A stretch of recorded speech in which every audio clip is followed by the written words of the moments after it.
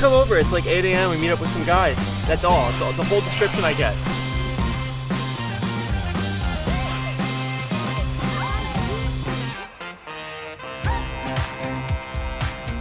Hey, welcome to the Fulfillionaire show. This is season 2, and I brought a very, very special guest on today. Someone who actually completely lives up to the work that he does and the promises that he makes. And we just had a really good chat right before starting here. And he told me some things that were really special and meaningful that I didn't understand about the work that he does. But let's just set the context, right? We're in this COVID world that we're starting to come out of. It's been a long journey. And a part of that journey is, as some of you may know, I adopted 3 kids about 1.5 years ago.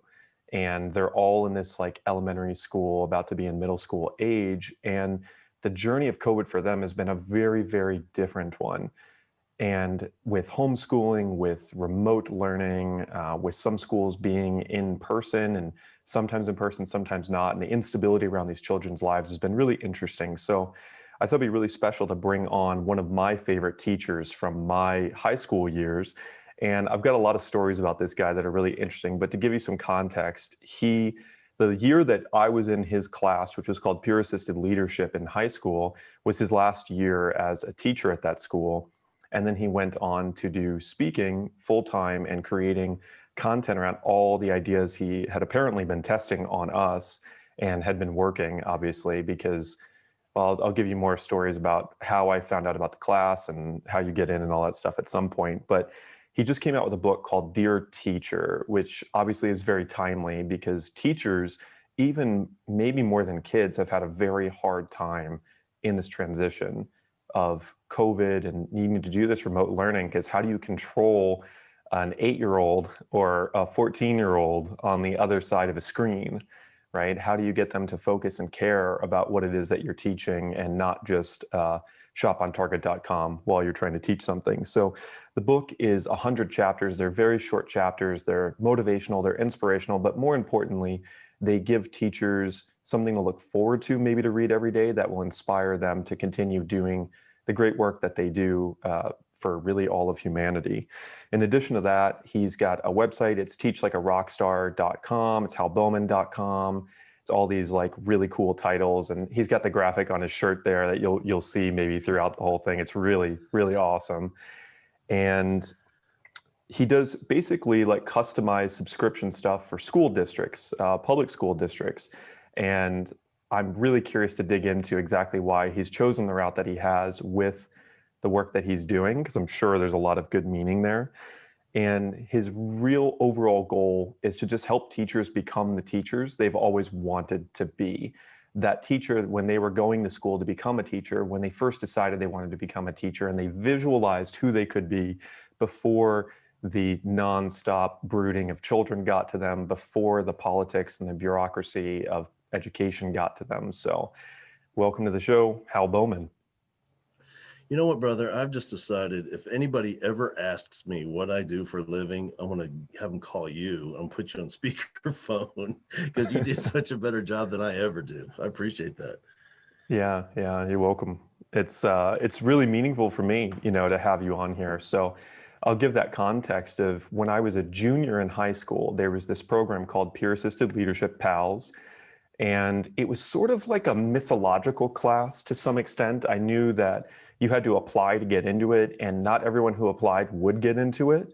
And it was very mysterious, like what was the difference between the people that got in and the people that didn't? And to my knowledge, the only truth was that bullies wouldn't get into it, even if they were the cool kids. But then anyone that wasn't a bully, that was a cool kid, would probably get in as long as they were a good person. And I have no idea how they were able to figure out like who was who. But as soon as we saw like who got in, we were like, wow, they really like nailed that and kind of trimmed some of the crazy people out of there. And it was crazy because you'd show up to like your first day of class. And first of all, you always got this pass, right?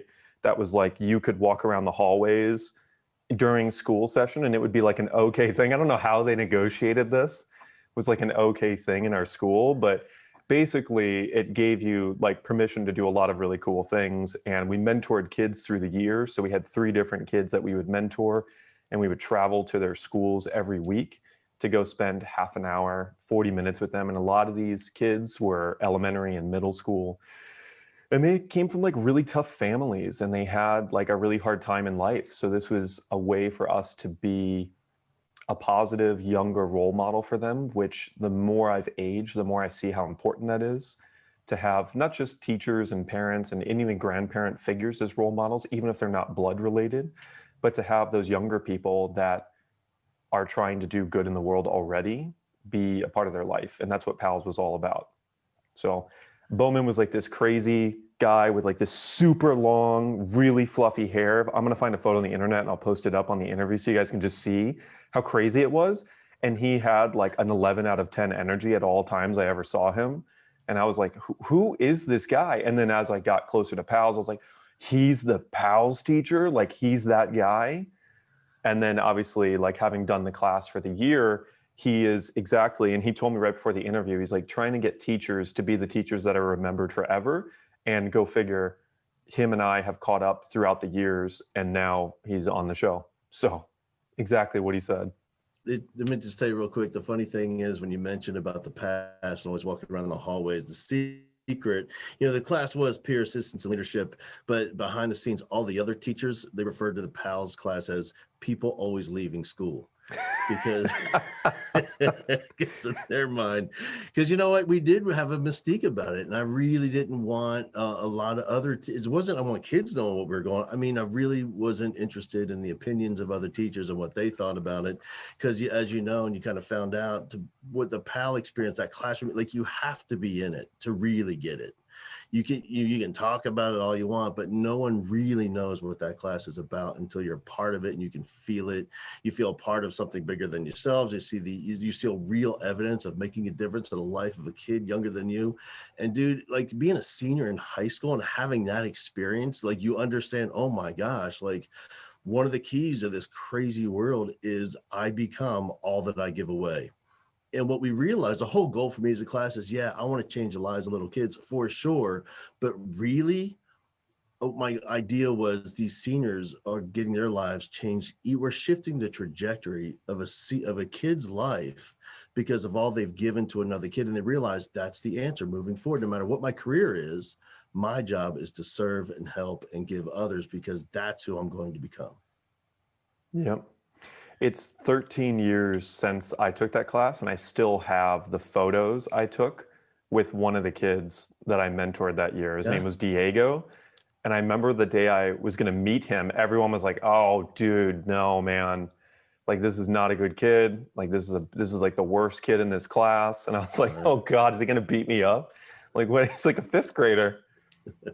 And it was totally not like that. And we were like super, super tight by the end of the year and everything. And it was great. And he was one of those kids too. He tried to like push you away and really tried to like be tough and like not be your friend, Yeah, for sure. That's what they're supposed to do. I mean, like that kid specifically, I know for sure that kid, like everyone had quit on that kid.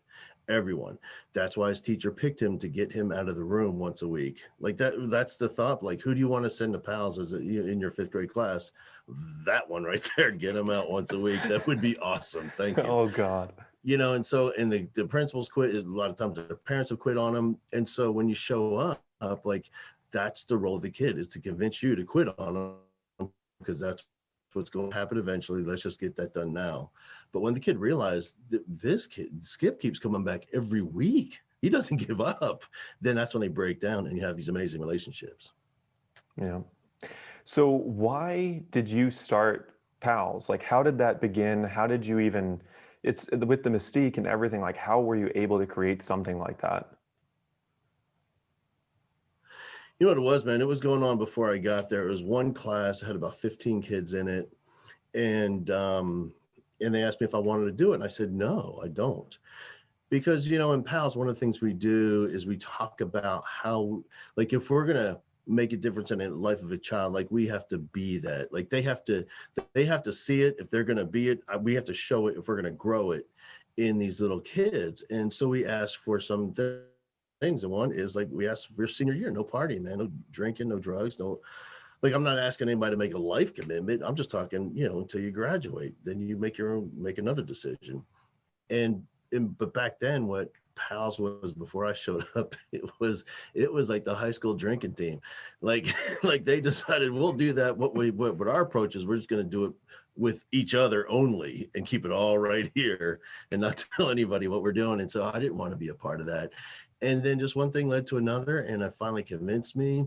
And then the thing just kind of took off. And you know what it was? There's a couple of things. One is my first year, I realized that our students don't match the kids that we're serving.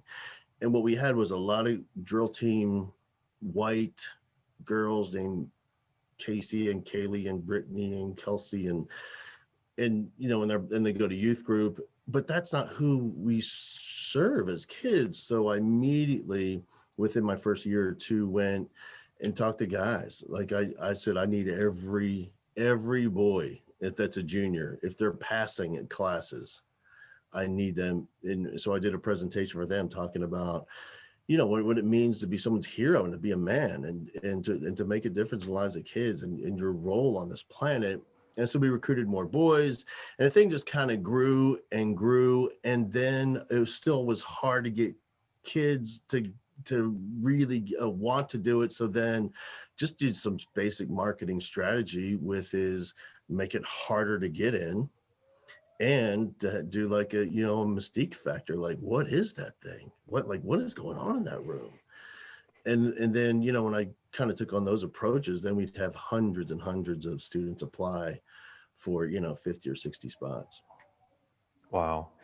And then fast forwarding, what was it like to make that decision to leave the school and start your own thing? I mean, I feel like that had to have been an intimidating point. You know, for me, it wasn't intimidating financially or in terms of purpose because I was already there. You know, as far as, you know, doing an entrepreneur thing outside of teaching, kind of the good news is it's not a hard income to replace. The downside is I couldn't leave. I could have left 3 or 4 years before that based on the work I was doing outside of school. But there was no, and I might hurt feelings, but with 300 teachers in that school, there wasn't one I wanted to leave the program to, not one.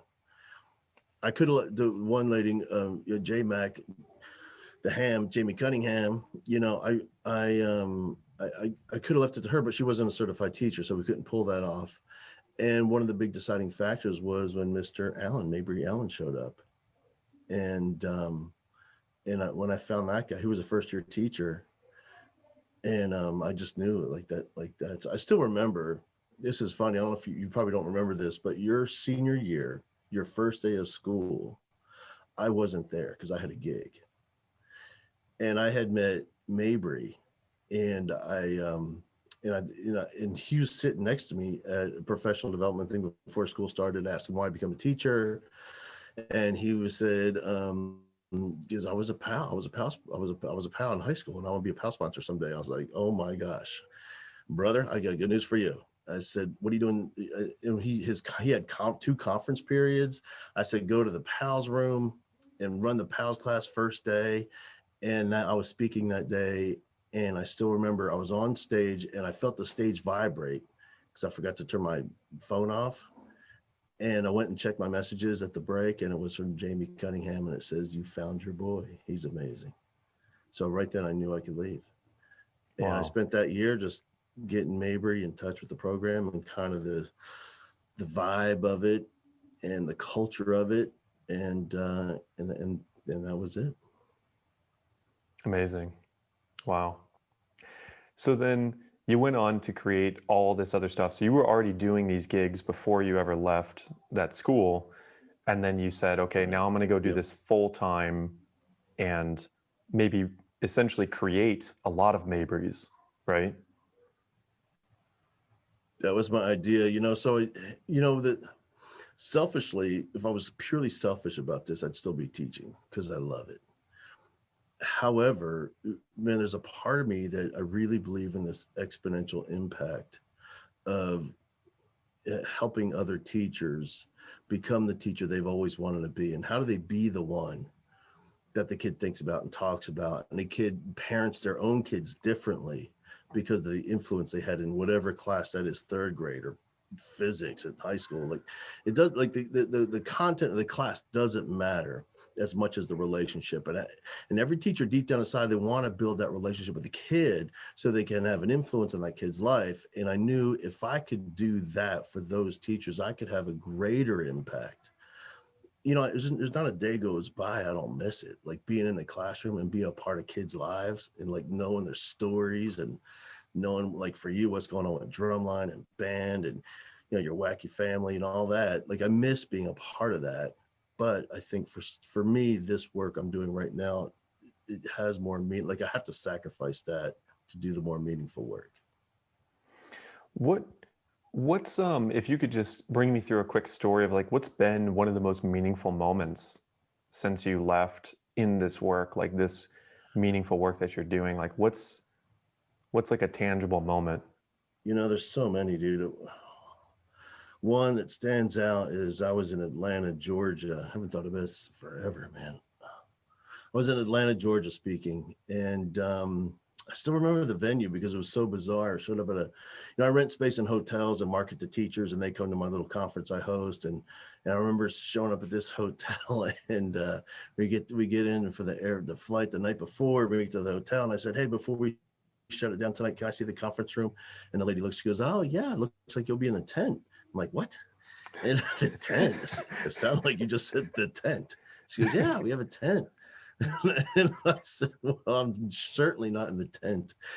And so she said, "Oh, I'll show you, you'll love it." And it was the most beautiful tent I've ever seen in my life. I mean, it had air conditioning and sound and video. It was awesome. And so the next day we had a big gig there, about a couple hundred teachers. And one of the things we do in the event, the Teaching a Rockstar event, is talk about the impact that we can have in the lives of kids. We look at the research that everybody walking around have an impact on 10,000 lives. So it's not the one kid in your class, it's the 10,000 lives this kid is going to go on and impact. And I help teachers calculate that. How many kids you have in your class? 32. So it's not the 32, it's the 32 times 10,000. How many years have you taught times how many kids per year? It gets astronomical, and tens of hundreds of millions of lives have been impacted because of the work in the classroom. And I said, let's calculate it. Who's been teaching the longest? Who's been in the classroom over 50 years? Over, 60. And this older lady stands up and everybody cheers. And we calculate, she's a choir teacher, and we calculate her with how many numbers of kids come through choir every year, times 10,000. How many years it's at hundreds of million. And we all clap for her, and she sits down, and somebody raises their hand, and he stands up. He goes, "I want to say that I was in her choir 10 years ago." And like, well, let's calculate that because that's part of her number. Mm-hmm. And then another person stands up, and we had 7 people in the room from all over the state of Georgia that were in this woman's choir. And to have, and for them to understand that this is the impact, because we all have that story. Like our kids are everywhere walking around, living these lives, impacting other people because of what they learned in your classroom. And those kinds of moments, man, like that's a lifetime memory. Wow, that's amazing. So bring me back in time a little bit. When did this idea, how long had you been a teacher? And then when did you get the idea that you wanted to teach teachers? This is the psychopathic narcissistic part of me, is like from the very beginning. Okay. Like when I was 21, I was thinking, dude, I could do this better than them. And I would go see speakers, and I would go to conferences and conventions and all that stuff. And some dude and some lady be on stage, and they're just riveting. And just the fact that they can move emotion in the room. And I just kind of became a student of that. And so I've always thought about it. It's always been a part of me, like someday I'm going to do that. At the same time, I sucked as a teacher. So the whole thing is completely ridiculous when you think about it. I'm in my car crying after school because I'm so terrible, and the kids hate me and I hate them. And, I can't figure this thing out. Oh. And so, but still, I'm thinking to myself, I could teach teachers how to do this though. So the whole thing's ridiculous, man. And then, but once I kind of figured out this teaching game and really what it's about and how to connect with kids, and that has nothing to do with the delivery of content and everything to do with getting in that kid's heart and soul, then the whole thing kind of made sense to me, and then I knew I was ready. And then honestly, just one day I decided I'm going to host a conference where I'm going to speak all day, and that was the birthplace of it all. Whoa, okay. So I talk about this idea. It's called 2 seconds of courage. And there's like a few core ideas that I talk about, and this is one of the big ones. And this 2 seconds of courage is like we all get to a moment where we're like, oh, there's something I really feel like I need to do, but I'm terrified of that thing. Or all it takes is like one click. Like I'm 51% excited and 49% scared.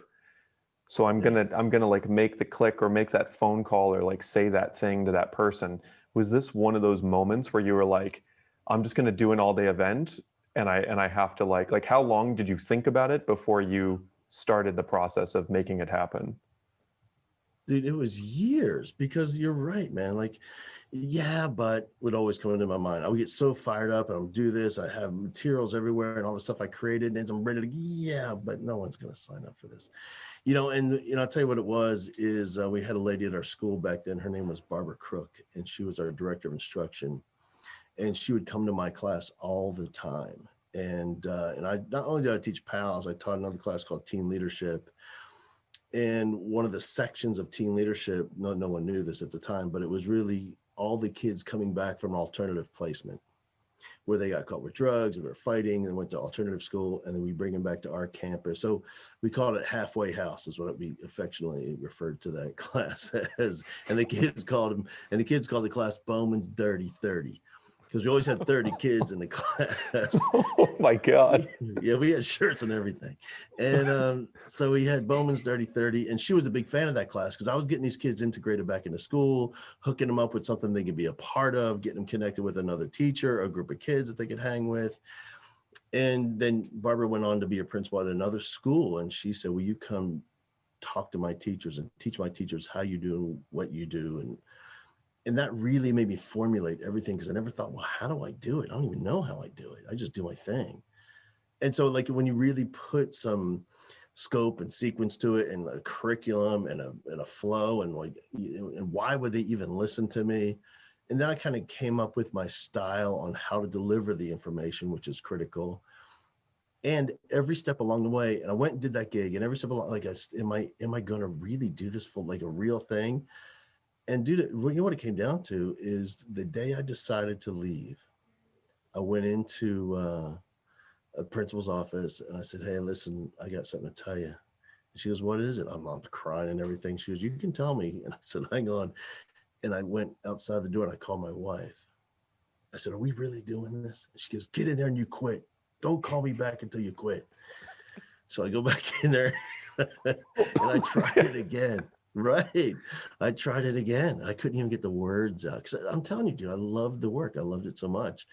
And I love being part of that school family too. And like we always say, man, it's easy to quit a job, but it's so incredibly difficult to quit a family. And I felt like I was quitting all the kids that were signed up for next year. And I was quitting other teachers in Cunningham. So I went back, I left the room again and called my wife again. And then she called me some names and said horrible things about me and my mom. And she said, get back in there and quit being such a, and so I went back in there and I did it, man. And it was, it was terrifying, but you know how sometimes you confuse the emotions of fear and excitement. Do you know what I mean? Like they're the same, like symptomatic, the same feeling in your gut, the same feeling in your chest, the same breathing pattern. And and just all the work I've done, like, man, you know what? I'm not terrified. I'm freaking excited is what I am. Wow. Yeah. So then bring me back even further. Was there or were there some teachers for you that made a really big difference? Yeah, man, both good and bad for sure. You know, I remember, in my younger years, I remember we had Ms. Ziff, and she was terrifying. I mean, she was the tallest, the loudest, meanest, strictest, the most, circumferencest. Anything with an ist, man, that was her. And and I didn't want to be in her class, but I ended up in third grade, and I'll never forget, man. I mean, she was all that, and she was terrifying, and but we learned more than ever. But before we entered that classroom, every day she hugged every kid, which is a lot to handle. It's a lot of as if wrapping around you, and she looked everyone in the eye and said, "I love you. This will be your best year ever because I love you." And she would hug you and push you into the room. And at the end of every day, no matter what happens, same thing, man. You could have your name on the board, you're on red. I mean, your worst day ever at school. She hugged you every day. Thank you so much for being in my class. I love you. This will be your best year ever. And she pushed you out down the hall and screamed at you, get home. And like that, I didn't know it then, but thinking about that, it's almost as if a kid is convinced that you love them and will do anything for them, you can have like the highest expectations ever and demand the most in terms of learning and effort. So teachers like that, when I think back, I didn't get it at the time. And then of course, later in life, man, having band directors that really served more as a male role model in my life that I needed at the time. And I learned that, men can be strong and all those typical traditional masculinity type of stereotypes, but in addition vulnerable and loving and authentic in how they live their life and who they are and what they say, and congruent. It was all, like those types of teachers, man, it changes your life. It creates who you are. And to go even further, what was your family like? Why? I'm curious because of course, like it was Ziv or Miss Zev, one of those two. Ziff, yeah. Miss Ziff. I actually had a teacher like that in 8th grade before I came to Cy Springs. Um, I'll have to remember her name and bring it up because maybe you know of her because she was like wonderful. Um, so going back further before even Miss Ziff, what was your own family life like growing up? Where did you grow up? I grew up in New Jersey, and Joyzy. yeah, right. It was, dude. It was like, at the time you think it's idyllic. We had two parents, and I had more of at that time more of a traditional upbringing where your mom is super involved in everything and affectionate and loving and the cheerleader. And man, I was part of the everybody gets a trophy generation before that thing ever existed. My mom was amazing at rewarding, any little bit of effort, and whatever I wanted to do, we'll do it. You want to play guitar, we're taking guitar lessons. You want to do karate, we'll get in karate class, well, whatever. And my dad was more of a, back then, just a standoffish, not a lot of affection and conversation and all that. He, did the work and made the money and brought it home, and did the work around the house. That's sort of a style. And but yeah, man, it was good. I mean, compared to what my friends were going through, at least I had parents. You know what I mean? And then at what point did you, I'm starting to connect some dots here too, as far as your mom and like everybody gets a trophy and like love and acceptance for whatever you want to do. Because the question was going to be, at what point did you say like, hey, I'm actually going to become a teacher and I'm going to go to school to do this? And like everybody's reaction around you to that decision? Dude, it was rough. First of all, I mean, I had no business being a teacher, man. I was terrible in school. Just I didn't care. It was just I mean, I was a valedictorian of the fourth quarter. I was number one in the fourth quarter. And just because of a lack of interest and lack of effort, man, I just didn't care. And I mean, and then, through some sort of a clerical mix up, I was admitted to a university. And, and the only reason I went, dude, is like my mom had me convinced that the only job option you had, if you didn't go to college, the only job option you had was fast food. Like, I believed her.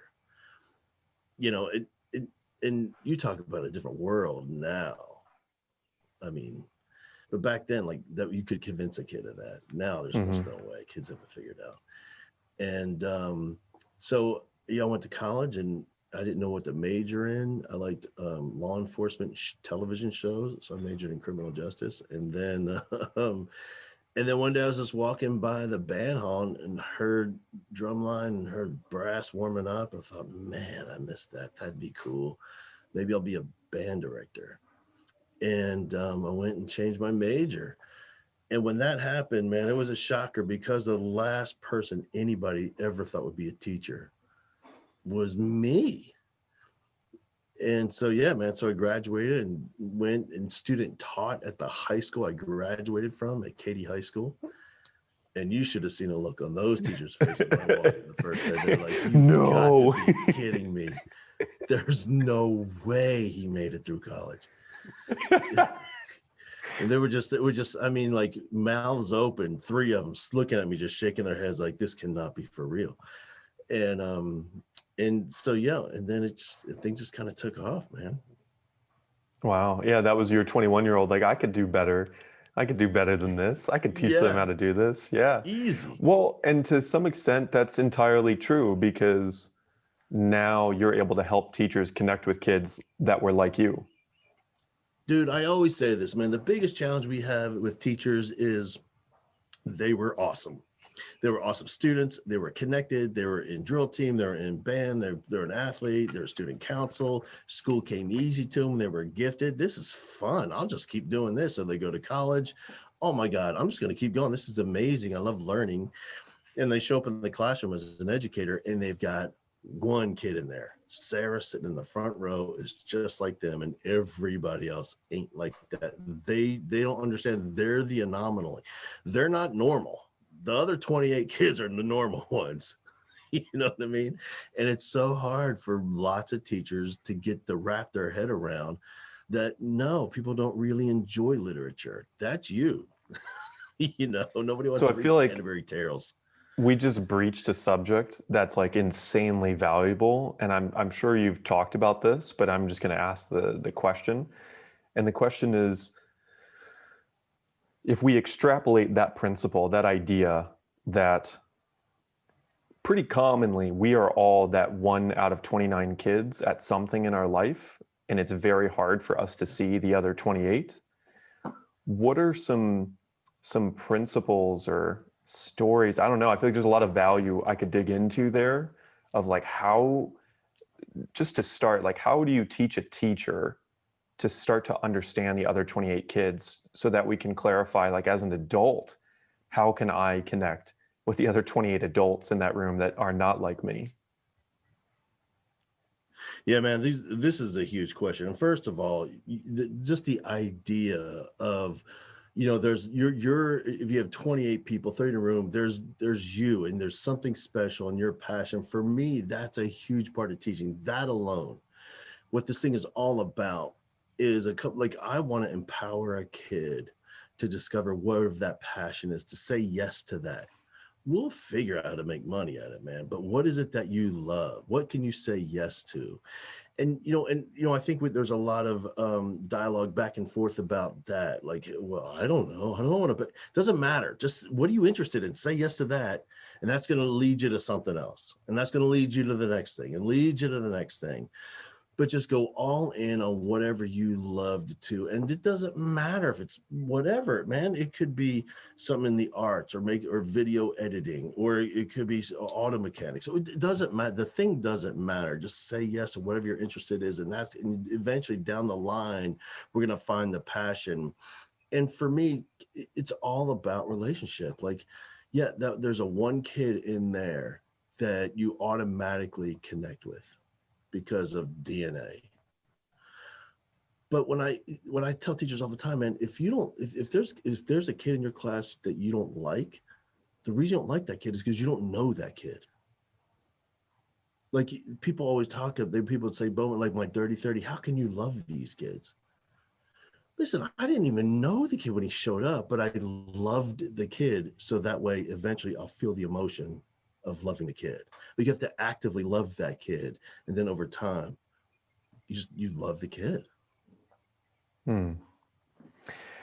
So let me ask you 2 rapid fire questions and then hit you with another really big one. Rapid fire question number 1, you were always super fit. Why? Low self-esteem, brother. Okay. So if we go back in time, is that why you originally started becoming really fit? I think so, yeah. Because when you're 5'3" and a senior in high school, I'm not going to grow vertically. Let's try to get some width on you. And then honestly, man, since then, over my recent years, competing on, bodybuilding contests and all that sort of thing, it really has just become just another part of, it's almost like an immaturity thing. Like I love to do the stuff other people can't get themselves to do.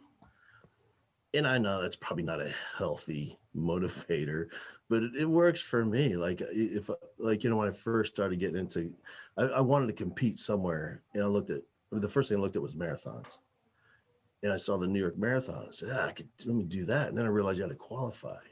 Now, wait a minute, we got tens of thousands of people that all qualified. So there's like hundreds of thousands of people. That's too many people. I'm not interested. I want something more select and harder than that.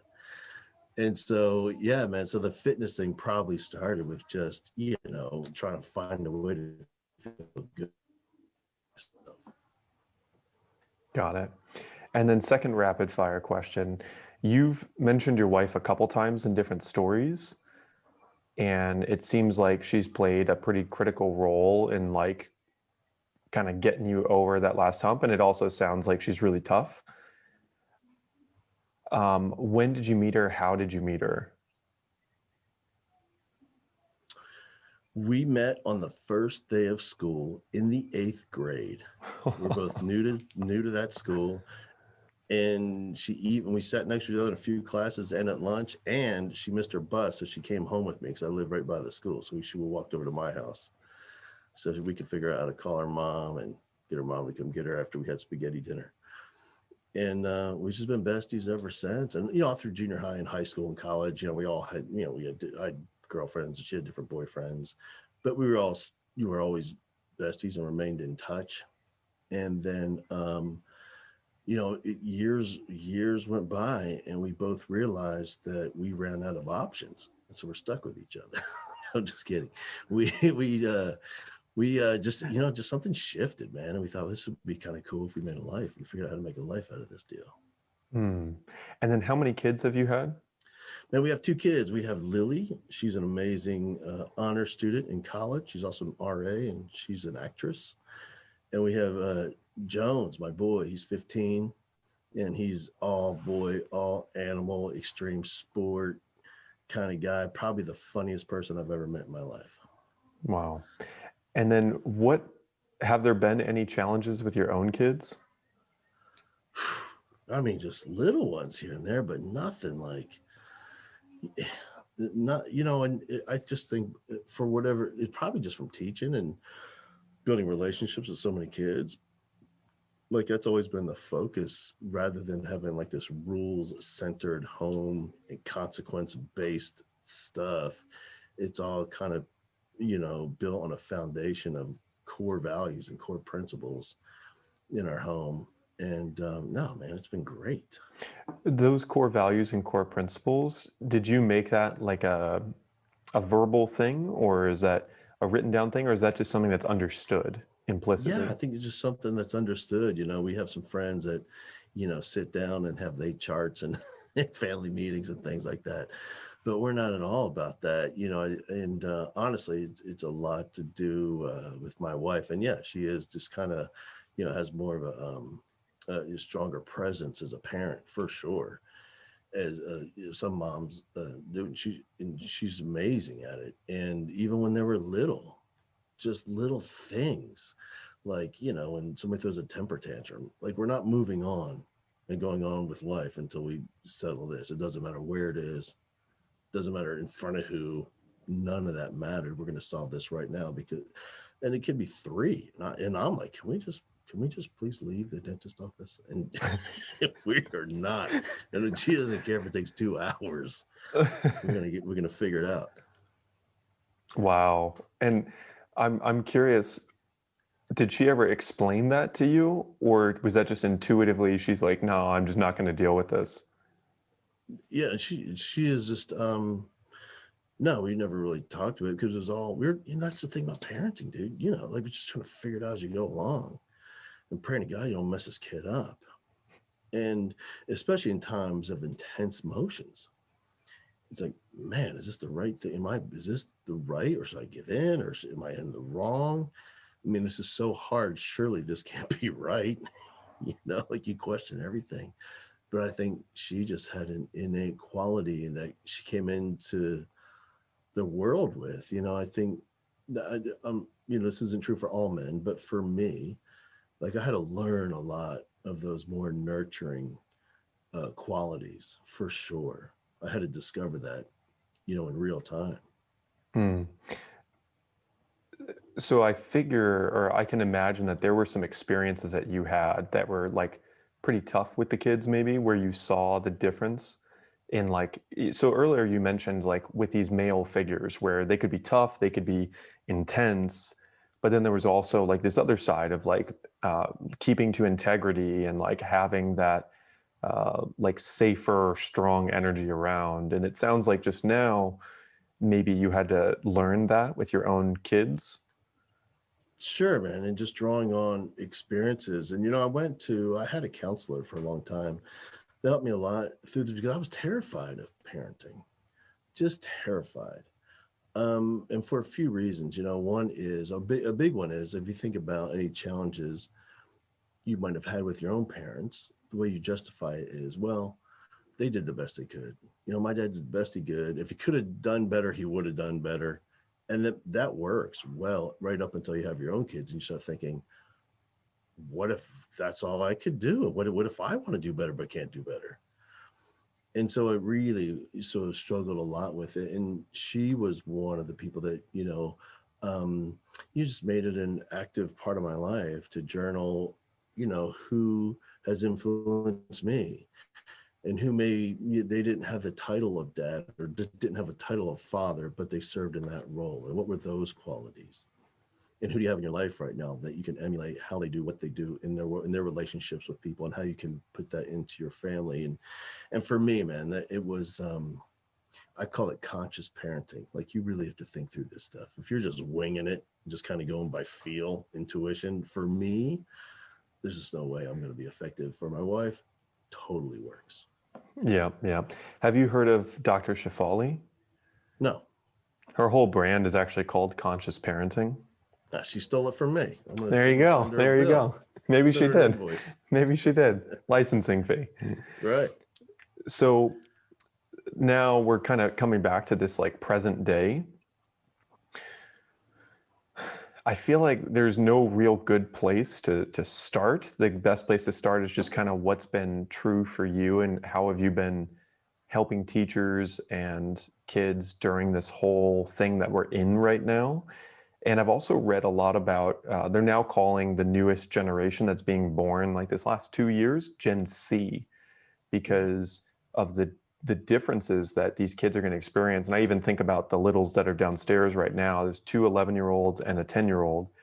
And it's been a year, right, without like in school anything. So like, what are we going to do?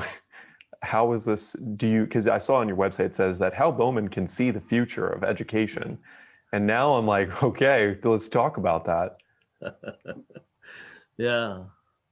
Man, for me, what I've been doing specifically during this time, and, I really struggled when this whole thing went down. Because if you remember, like a year ago in March, it was really confusing because all we knew we had is extra week at spring break. That's all I knew. And then, well, we're actually going to have an extra 2 or 3 weeks. So, okay, whatever. And then it just kept, then I really had to reevaluate how can I serve? Because I really don't have any experience with online education. And I was suffering too. Like, the reason teachers do the work is because like they're not in it for the paycheck. The fuel for their engine really is making a difference and seeing evidence of that relationship and seeing evidence of the connection, seeing evidence of their work, that this kid's life is changing daily. You can see the metamorphosis of a child because of your work with that kid. And they're not seeing it. I'm not seeing it. And so I really did struggle for the longest time on how to do that. And I was doing some Zoom conferences, and it was, I'll tell you this, man. I'm way better now at it, and I really believe it can be effective. There's some pros that you can't have in a live setting with everyone in the room for sure. But what we miss is the reason that we can be influential on stage as a speaker is because of what I call the emotional synergy.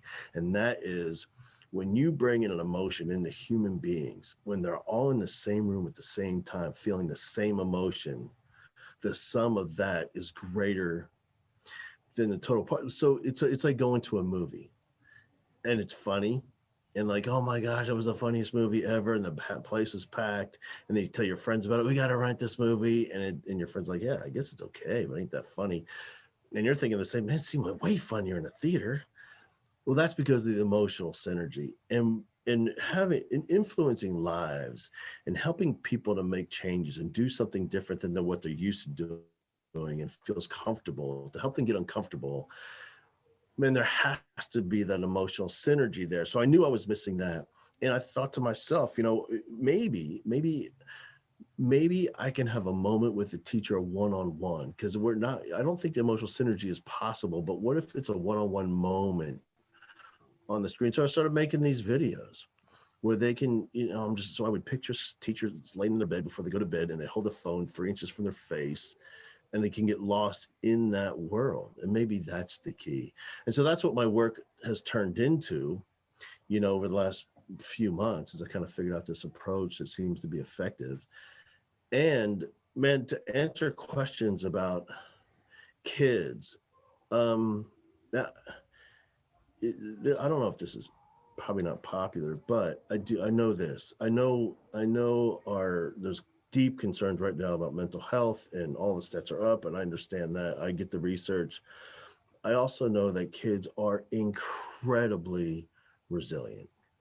And I know that once we get back, I know it's not going back to what it was before, but when we get back to some sense of normalcy, where we can actually see each other's faces and we can see each other's connections that we can make in the classroom, and we get back with human beings in the same place at the same time, especially kids, I really think there's going to be an immediate shift in terms of emotional health and psychological health for kids. I think, I think that sometimes we underestimate just the resiliency, especially of kids. They're not like us. I'm old and angry. Kids are different.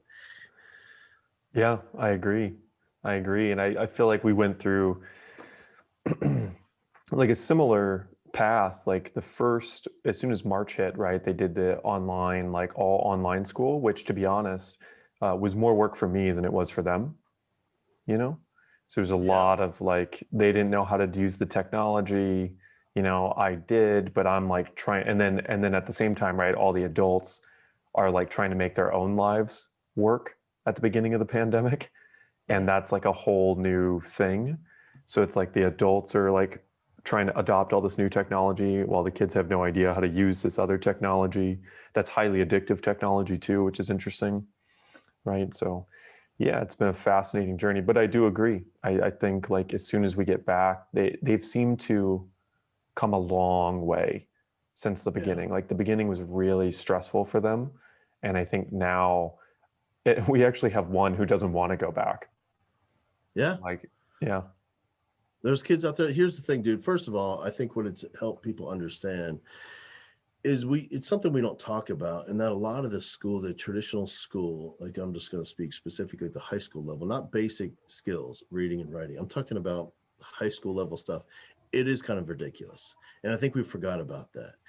Like my son was we have a little room where he's still going to school from home, and he's in sophomore chemistry class, and can I hear my wife yelling at him, "Get off your phone. This isn't texting class. It's chemistry class." And I can hear him yelling back, "I'm not texting. I'm cheating." And, but you know what? This is real life. Yeah. This is what you do when you have a job and you don't know something. You look it up and you ask other people and you collaborate and you find solutions and you get creative and you get in a moment with your friends and you dig down deep, you hash out some ideas, you come up with it. But in school we call that cheating. And so and like he's not going to use this, and he knows he's not going to. We all know it.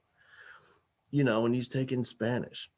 Well, listen, the odds of him being a fluent Spanish speaker is the same odds of me and you after we took high school Spanish. It's just not going to work, man. So that being said, the valuable part of school is not just the content, but the effort it takes to get past the obstacles, to learn from other kids, be in the same room, all the social learning that happens, all the social lessons that happen, and learning that when you say something stupid about someone else, it's going to come back. And that's a painful experience for you, as it should be. Like those types of high school lessons, that's what I really hope we can get back to so kids can learn. Hmm. So then as like a final question, because I know we're coming up on time here. I actually have two questions because I want to cheat on that. What is the number one thing that you think we're going to take away from this period of remote learning and COVID and Zoom and how much better all the tech has gotten, how much more accustomed we've gotten to it? What do you see as like the biggest benefit of all of this once we do go back to like the primarily physical? Like what's the big takeaway, the most valuable thing? Man, I'm not sure if there's a biggest takeaway, but I think there's a list of critical ones. And one is the power of relationships that teachers have with their kids. Because here's what I can tell you on a screen that, on a Zoom screen or whatever platform they're using for class, online instruction, I can tell you there's a teacher that they have 4 kids that show up for that class, and there's another teacher teaching the same subject and they have 27 kids that show up for that class. And there's a reason, man. And the reason is because that relationship was either in place already before we went online, or the kids can feel it because of the teacher takes time to get to know the kids. And you can do that in person, you can do it online, it works. And so I think it just reaffirms what we already knew. And still it's hard for some teachers, man. Some teachers really believe, because it worked for them, that kids should come into the classroom, sit down, be quiet, do what they're told, learn the information, take the test and pass. But again, man, that's not normal kids. Normal people need the value. They need to feel an emotional connection if they're going to learn.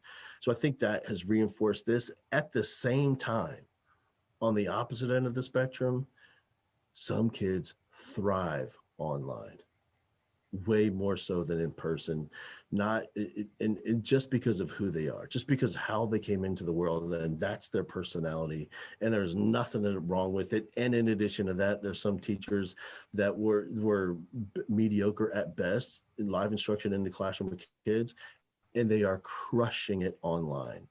So I really think that what we can learn from this in terms of education is, we really have to provide more opportunities for kids that best fits their style and their DNA and how they happen to learn and their personality. Because when we look at it, school doesn't fit most kids. Like what the traditional way that we do school doesn't fit most kids. Here's what I always tell people. No one talks about this, by the way, is if you live in a suburban district, call that school district and say, how many kids do we have kindergarten? They're going to give you a number. Then say, how many kids do we have graduating from high school this year? And that number is going to be about half. So the question is, where are all these kids going? It's not like we're not doubling in population. The population isn't shifting that much, just a tiny percent. And what it is we're losing those kids because school isn't a good fit for them. So when you think about, what a successful kid looks like as a graduating senior, they call that the top 10%. It's not really the top 10%. We've lost half the kids. It's really the top 5%. So all the other kids, so if you think about it that way, kids are just playing the game and getting out of there, and they're not really learning. So I really hope that we can use this time to reevaluate and look at what was working before COVID, what is working online now, and bringing both those things together as we move forward. For your own business, what does that look like? It's the same thing, man. Here, first of all, selfishly, I still love a live event, and if I can go back and do them all live, I will. However, I still will continue to make video content and have where teachers can learn one-on-one and get inspired. I'll still continue to do what I'm doing, and which is nice because some of this will live forever. But for me, just because of what I need, I really want to get back in front of teachers in person. Beautiful. So then, final question for you. If and when people fall in love with you during this interview and they want to learn more, they want to see some of this immortal video content, they want to just get more of your energy and more of all this that you're talking about, where can they go to learn about it? Is there some way we can see some of these videos? Yeah, what do we for do? sure. And we go to halbowman.com. And again, it's the exclusive content. I'm going to start putting out just a little bit because, again, man, people paid to get the exclusive content, so it's hard for me to put that out to the public. But and also on social, everywhere's at Hal Bowman. And I'm miserable at social media. I try, I'm so not my thing. And the funny thing is I got this Facebook following. It's like, I don't know, 60,000 or something like that of teachers, but it's all just because I had a viral video a few years back that had like 26 million views. And so they all came over from that. Was that the Finland one? No, this is, I was yelling in the backyard about a lady. I yelled at a lady is what it was. It was a lady who, you might have seen it, man. It's a lady who was late for dropping her kid off at high school. And she decided to cut through the elementary parking lot. But she cut through during morning drop off. And she's going over the cones. And there's little kids getting off buses. And she's cutting through. And the PE teacher, the one guy that works at the elementary school, jumped on the hood of her car to try to get her to stop. And she wouldn't stop. And he's on the car talking to her through the windshield. And when it made it to Fox News, they said they went, teacher goes crazy at the elementary school. I'm like, what? Dude, he's the hero. And so I got online, I got fired up in the backyard and yelled at the Fox News. I yelled at the lady, and it kind of took off. And which is funny because I've been doing this critical emotional work in schools for over a decade. Well, really for 30 years since I graduated from college. And the one thing people know me for is being this old, angry man yelling about traffic in his backyard. Like, that's my claim to fame. So. It's actually not surprising to me. Yeah. But let me tell you, dude, once you get 26 million views, your life gets a little weird for a few weeks. That is for sure. Yeah. Were you just getting like crazy amounts of messages? Oh my gosh. Yeah. And then I had to become friends with the kid. Because he started getting crazy. He was like a first-year teacher. And so I had to find him, reach out and said, hey, brother, I'm sure your life just got interesting. Like, well. But he loved it. He said, no, man, it's been great. He's what he told me. He said, I just, the front office, he was at his elementary school. They just dropped off a cheese log from Wisconsin that some teachers sent me a cheese log. Because they're so happy with him. That's awesome. So we actually got to meet one time, and Yeah, he's a great guy. He's working on his doctorate right now. Still doing PE, elementary school, man. Wow. Yeah. Wow. That's awesome.